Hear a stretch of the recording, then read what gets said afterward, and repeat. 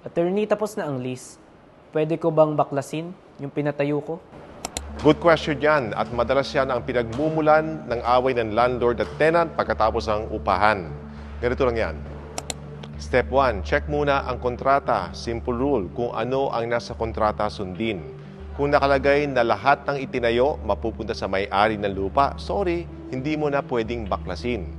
Kung nakasaad naman na ibabalik ang lupa sa dating kondisyon, obligasyon mo na talagang baklasin ang itinayo mo. Kontrata muna bago drama.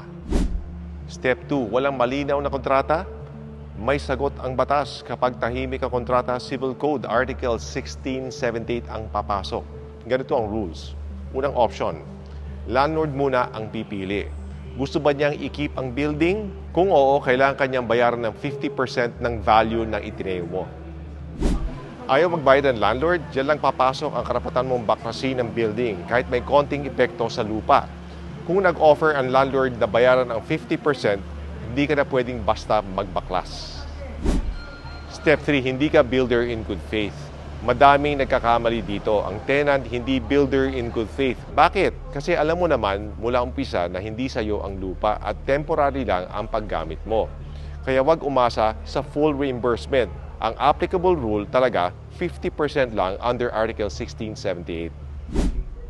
Payong abogado, hindi pangkaso. Bago kayo magbangayan, mag-usap muna ng maayos. Gumawa ng settlement agreement. Mag-picture ng lupa at building bago pagkatapos ng baklasan. Mas mura yan kesa demanda.